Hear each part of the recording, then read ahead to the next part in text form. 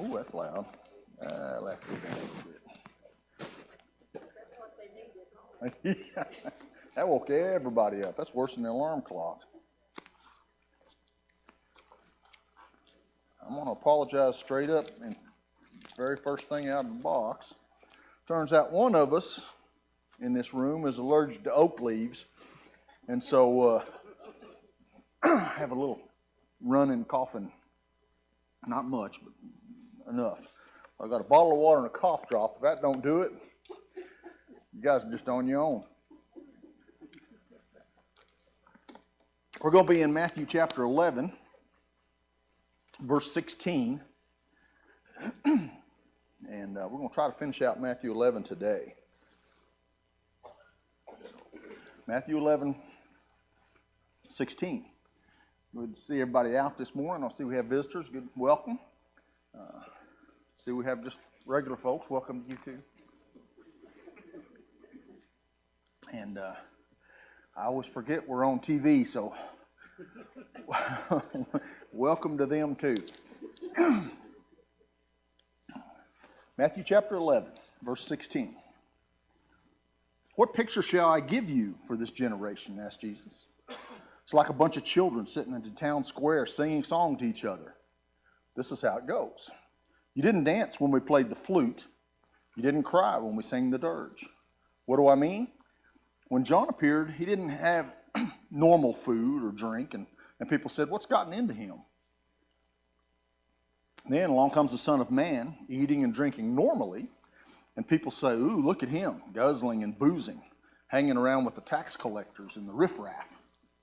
But you know, wisdom is as wisdom does, and wisdom will be vindicated. Then he began to break the towns where he'd done most of his powerful deeds, because they haven't repented.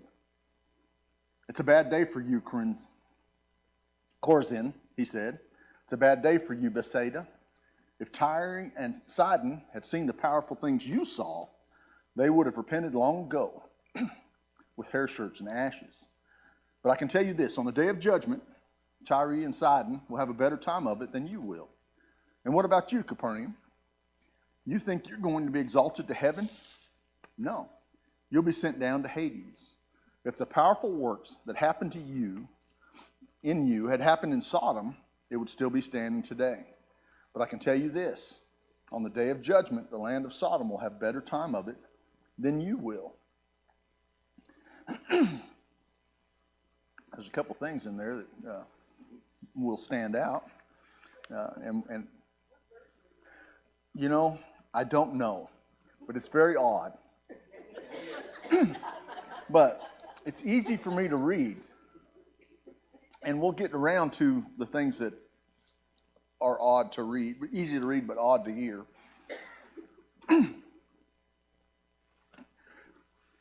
So I'll just read it in what we understand. How about that? And we'll get right back to it. Yeah.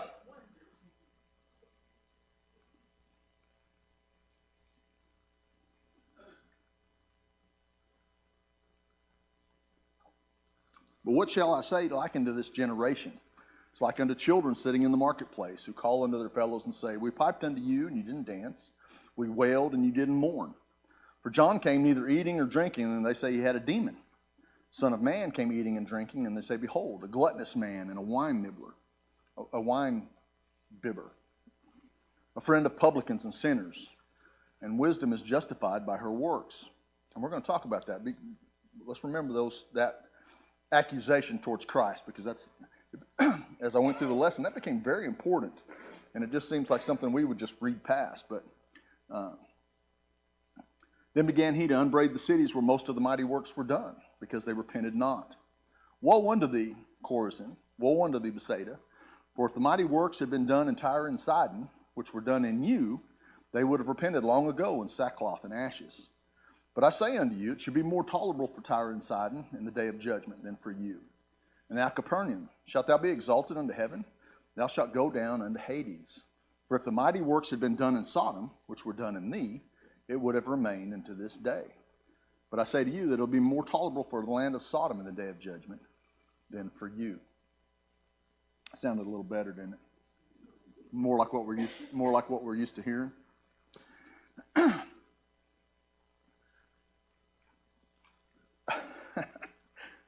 I read myself in the story that the commentator, or the guy that wrote the lesson.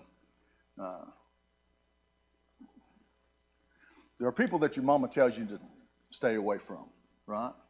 And all of us have had kids, and I guess all of us have had some dealings with kids and tell them who to stay away with. But this is the story that the guy tells, and I put myself in the driver's seat of this story. So, a bright red sports car swept by me in the street, and the roar of the exhaust and the squeal of the tires. And as it slowed down to take the corner, I caught a glimpse of the young man driving.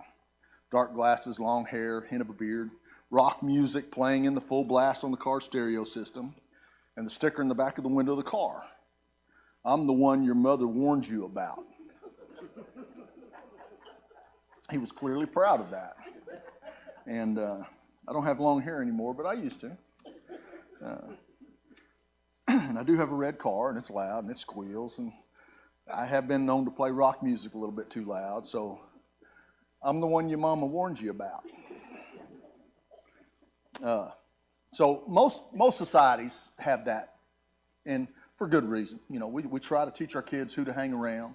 We try to teach our kids, the bad company corrupts good morals, and those kind of things. And the Israelites were no exception. They were a little more harsh. If you go back to Deuteronomy, they were a lot more harsh. But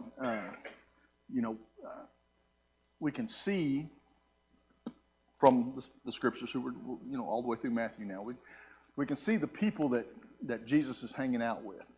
Okay, not the people that the religious folks of the day hung around with. Okay. In my time in high school in the early 80s, all of my friends, and I can say that without exception probably, unless I thought really, really hard, but all of my friends were either drunks or drug addicts, or some of them were both. And you would think, why would I, and I was not. Why would I hang out with those folks? Well, I had been friends with all of those guys since the 5th grade. So as your friendships continue, people change, and it's not an easy thing to watch your friends change, and it's not an easy thing to hear what folks say about your friends that change. We have, and some of my friends were actually in Melissa's school, the class ahead of me, and we have homecoming parades, and we have that kind of thing in town, and you don't know while you're growing up that you have a reputation. Most of the time, you don't know. But when the float from that year come by, you could hear the crowd say, "Well, that's the worst thing that ever happened to you, fella," right there. So, that being said, you get an idea of who my friends were and are. And now I have just got back recently from my 40th year class reunion, and I have friends that are DEA agents, and I have friends that have worked for the president as far as Secret Service.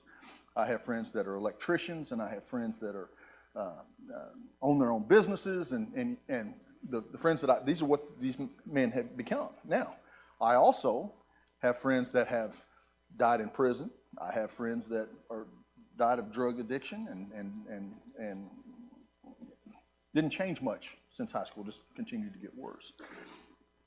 So what does that do to my reputation of folks knowing that those are the people that I was friends with in high school?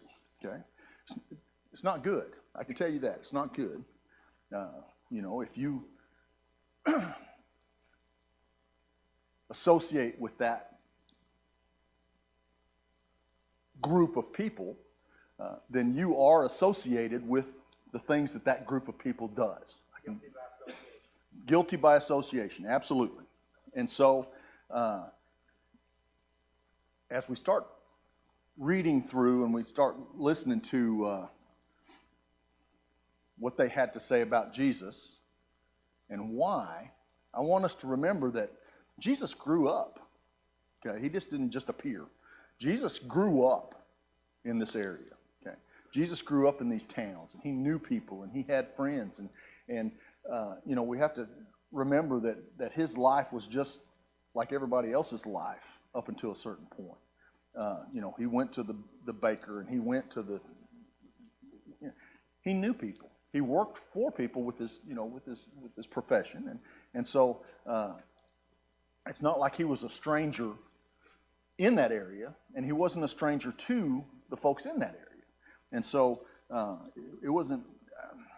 Now, his message was strange, okay, and that may have been more difficult for the people that watched him grow up, because if I presented to you one of my friends from high school, in high school, and then I presented you that same friend today that has spent his life protecting the President of the United States, you would see two different people, okay?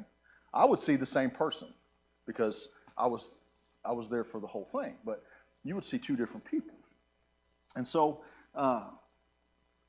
there have been clear warnings about the type of people you should hang out with and that kind of thing, and also about beware of false prophets, because they'll try to lead you astray from following Yahweh. Beware of a rebellious son, and this is the part I want to talk about.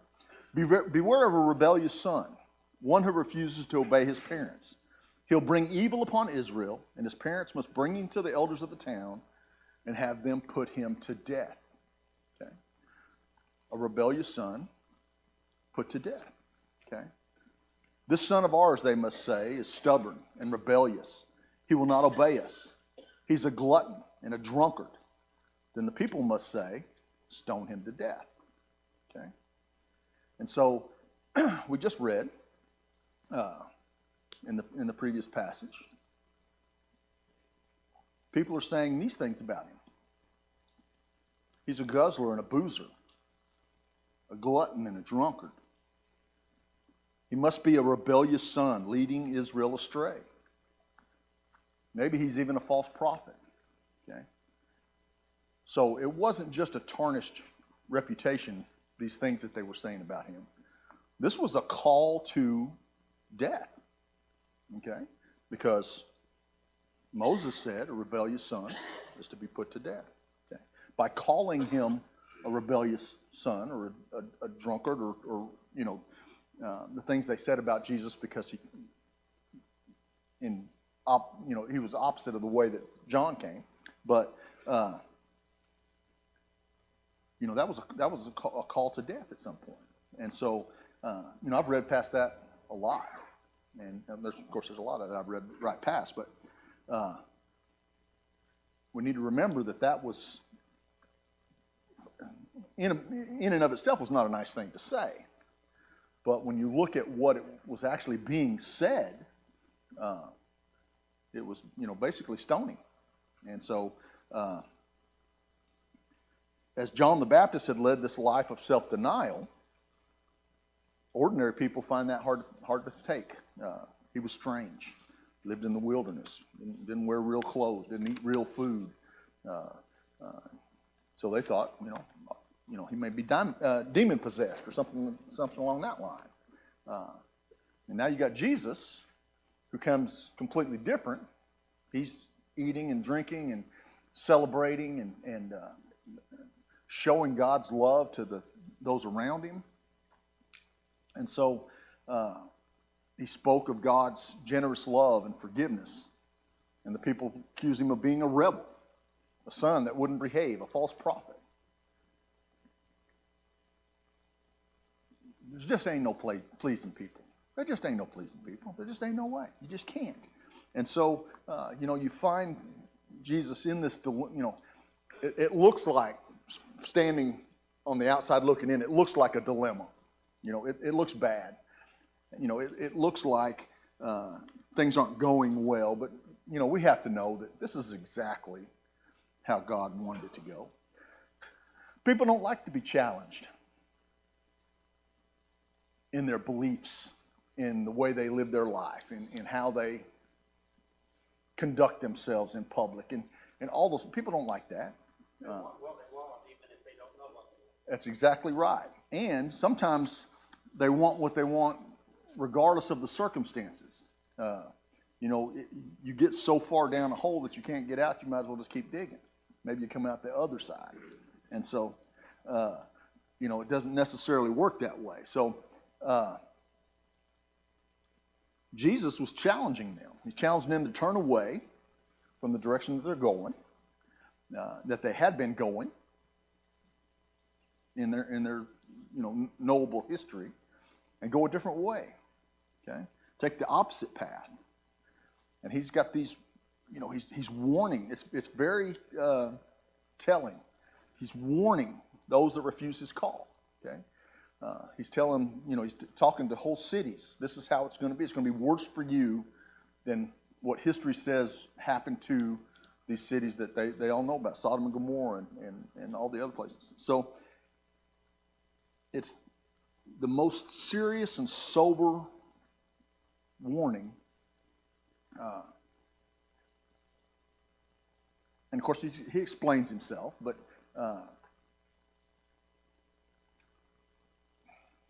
people don't. Not only do people not like to be challenged, they don't like to be threatened either. People don't like to be threatened. They don't like to be told what to do.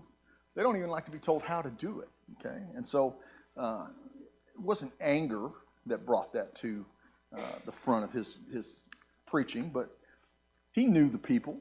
They were his friends, his neighbors, and despite all the things that he'd done, okay, that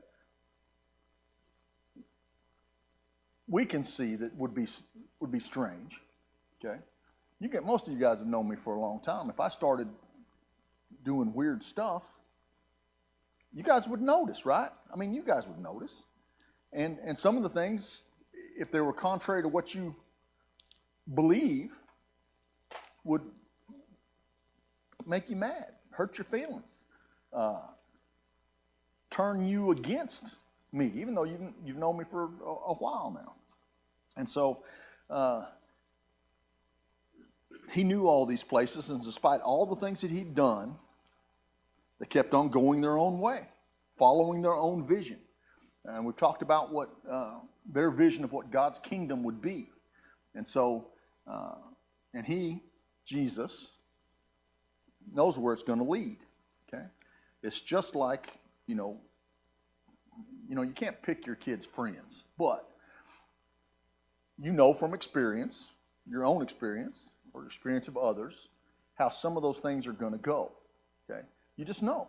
You know that if you choose this is where you end up. Now, whether you can get back is not part of the equation yet, but this is where you're going to end up. And so,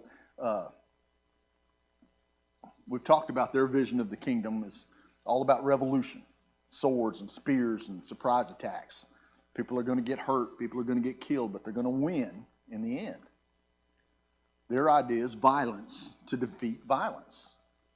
A holy war against the unholy warriors. Love your neighbor, hate your enemy. Stab him in the back with his own dagger. That sort of thing. That's their attitude towards what the kingdom coming is going to look like. It's going to be war.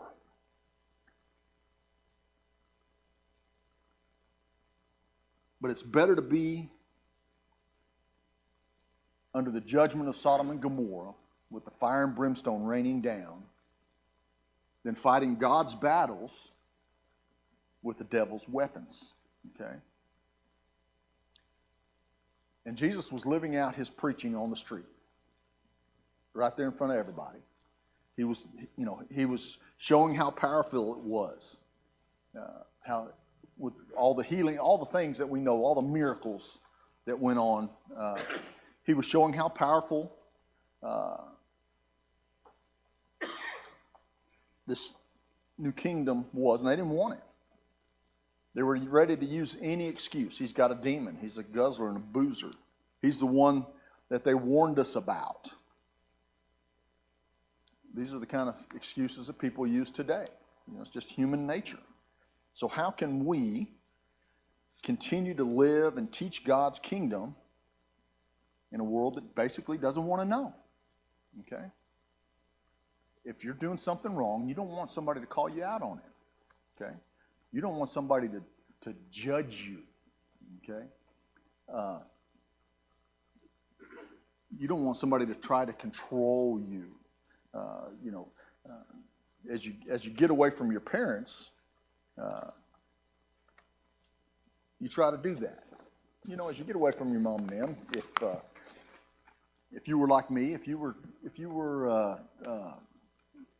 grew up in a household, my dad was a military man, and so I got my hair cut at the military base, high and tight, white sidewalls with the razor. That's the way I got my hair cut. Now, I told you that I went to school in the early 80s, late 70s, early 80s, okay? I did not look like the rest of my friends, okay? I did not have a haircut like the rest of my friends. So, when I got out of the house, what was the first thing that I did?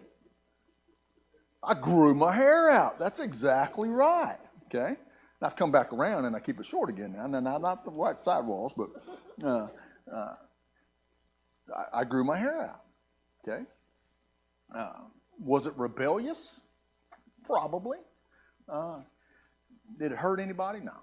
It hurt my dad, because in my dad's opinion, and he wasn't ashamed to express his opinion in any way, shape, or form, that looked like the rear end of hard luck. You guys ever heard that? That was one of my dad's favorite sayings, rear end of hard luck. So anyhow, that being said, rebellion comes in all forms.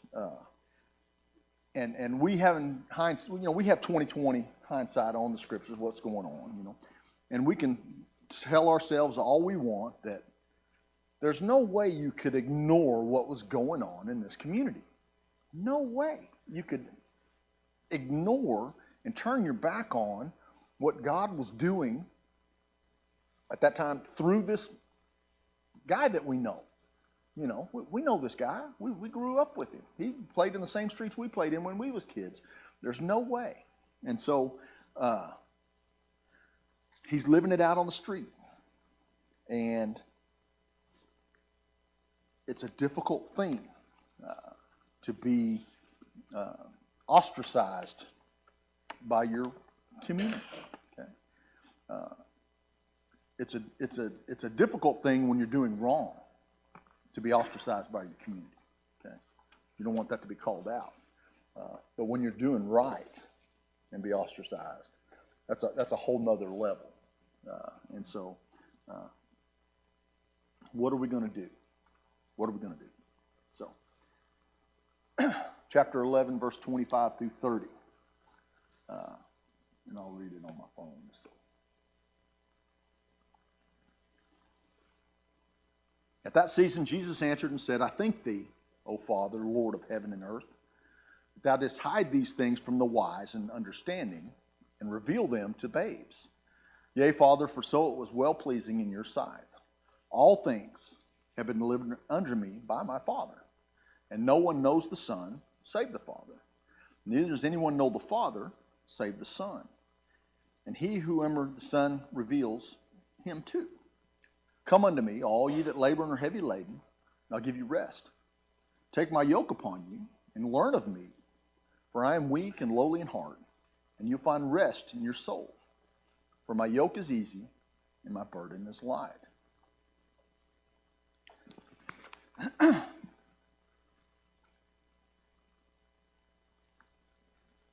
I think all of us have...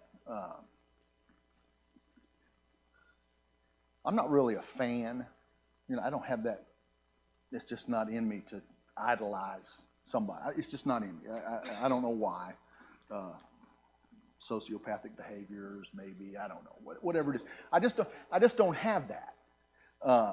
And so I don't miss. People have that. They miss something.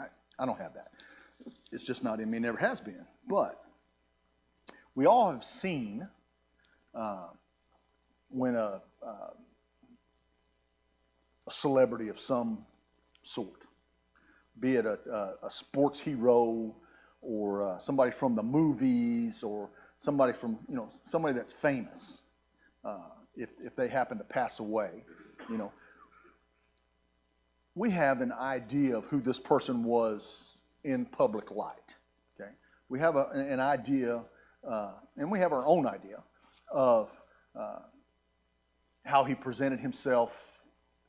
A lot of times we take on the perception of that person as one of his characters, or it can be any number of those things. We have an idea of who this person is, and you'll have whatever it is that you have to say about that person.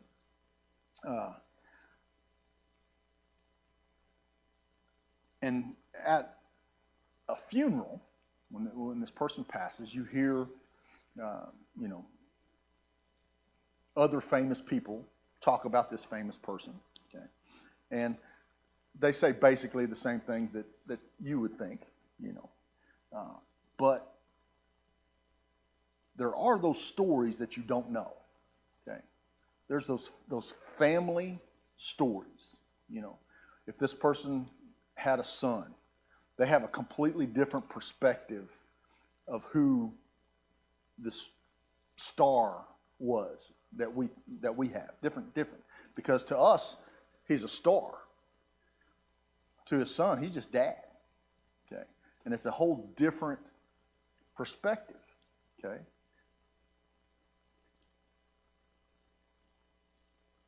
And they would have stories to tell that only a son, only a child of that person could tell, and insider information.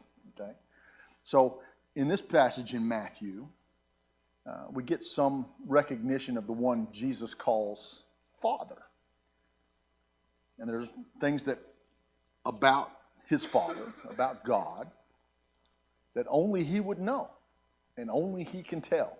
Okay, God was not a new concept to the people.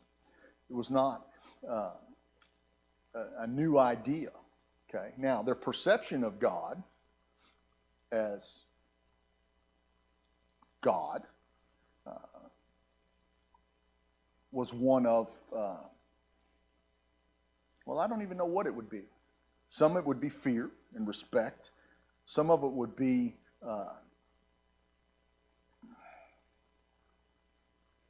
awe, I think. Some of it would be just a gratitude for this God that set this people apart. There's all these things, okay? But as he announces God's kingdom, okay, he comes from a completely different understanding of God. He comes from a completely different perspective of what they know God to be. Okay? So he realizes that the religious leaders of his followers, the people that he meets, they don't have the same awareness of God the Father as what Jesus is preaching, as Jesus is talking. They don't have that perspective of God that Jesus has. So, and that can be a difficult thing. Okay.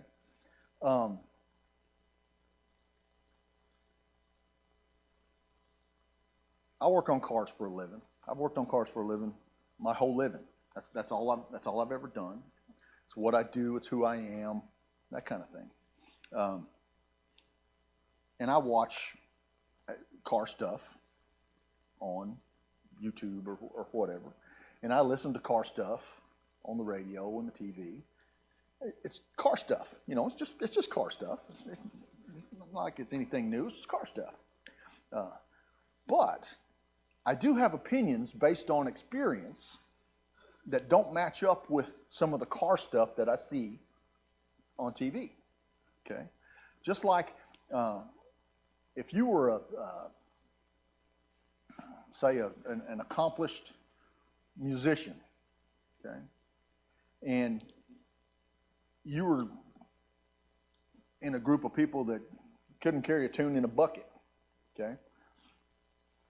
That's disconcerting, because your focus is and your perception of music and tune and attitude bears out in what you hear and what you experience. And so it's kind of like what it would be like for Jesus. Jesus has the understanding and the focus in the relationship and the history with God, and people he's talking to can't carry a tune in a bucket. And so as we go through and we watch in our minds and we read and through the scriptures and we experience what Christ is doing, we know that Jesus has an inside track to who God is, his personality, his love for his people, his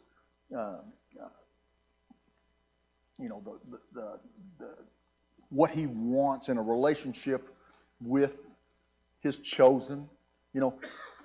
We know all that, and so he wants that for his people. Okay, he wants them all to be a concert pianist.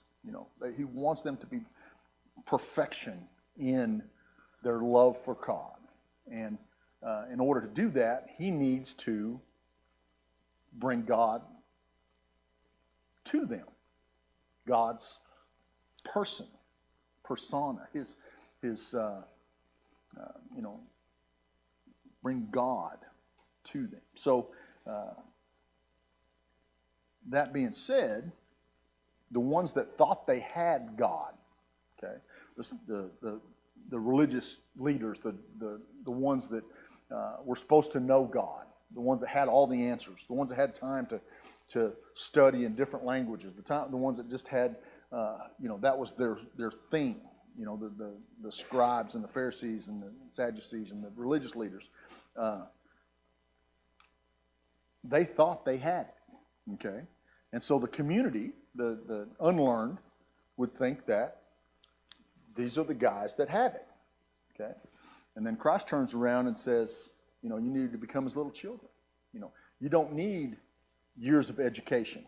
You don't need all of the learned things that have been oppressed onto the people. You need to be as little children. And so as Christ is going through his ministry, okay, with the full knowledge of God and who and what God is, okay, he himself was a window, this window into the living God, okay. He was, we could look to Christ and see God, and that was a difficult thing at the time. Where he was, and through his words, people are coming to see who the Father is, okay? And we're still doing that today. We still have a wonder. We're still in awe of the love God has for his children, okay?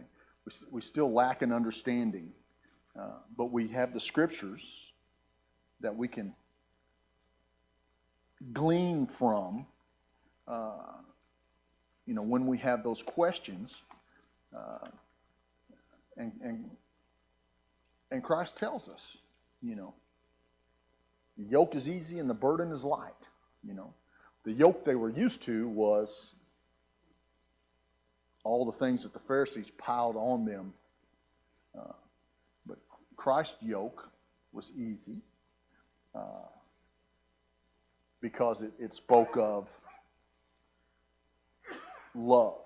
It spoke of kindness. It spoke of goodness and righteousness and all the attributes that a God's child should portray. Okay, and so This was a this was a dramatic shift from their understanding of just God in general. You know, this was a dramatic shift from what they thought God was, okay, and what they thought God wanted, and what they thought God was preparing to do, okay, and we've talked about that at length in this class. You know, what they were looking for and what they thought they wanted wasn't what they got, and wasn't what they were getting, okay.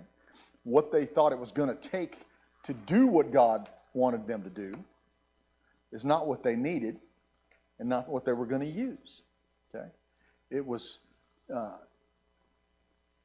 you know, it was a polar opposite, okay. They were focused on, and I don't really have words to explain how that focus was going to change, because you know, when we read through the scriptures, we can see, you know, the through the prophets the things that were to come, and we can also look and see that what they saw was not necessarily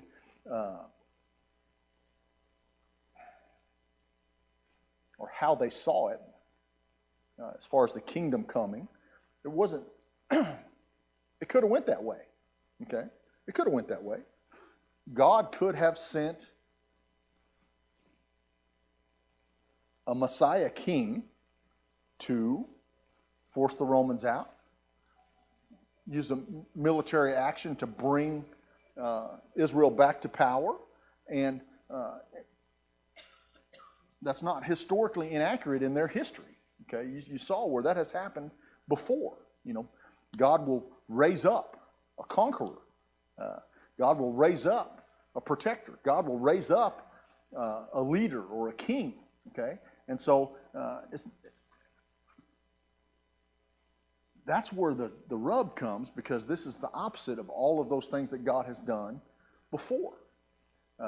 And so if God had done something before, it's not uncommon to think that that's to see what God was going to do again. Okay, and yet we find, you know, like I said, we got 20/20 hindsight. We can see what God was doing. We can see why God was doing it, and we can see through whom God was doing it. Okay, and as we continue through Matthew, we're going to be talking about seeing God and the daunting, I don't know if it's daunting, but the realization for the people that the only way that they're going to see their God is through Christ. Okay, like I said, Christ is this window to the living God, and the only way they're going to find God is through Christ. Okay, that's not daunting for us, because that's the way we've always done it. Okay, we know that there's no other way, but at this point, this is new knowledge, and you know how we respond to new knowledge. We don't like it. We just don't like it. We don't like to be changed. We don't like to be told what to do. We don't like to be challenged to even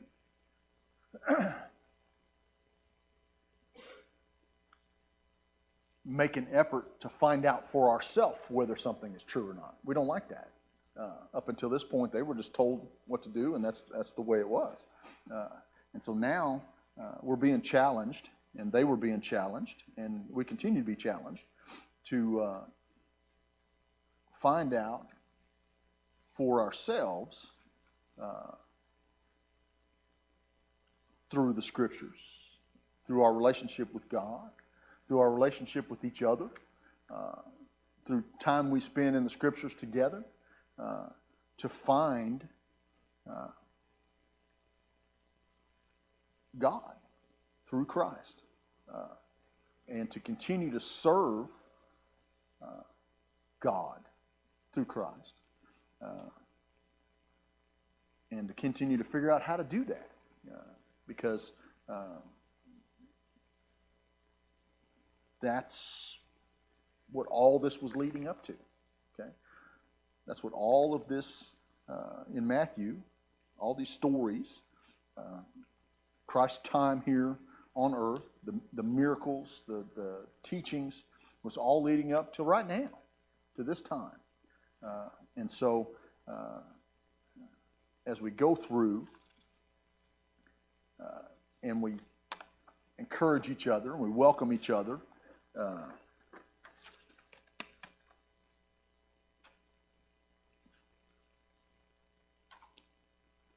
we need to see God as a welcoming, loving Father, as Christ saw him. And as we see what the Father really is, we need to be willing to embrace that and share that with others and live our lives accordingly.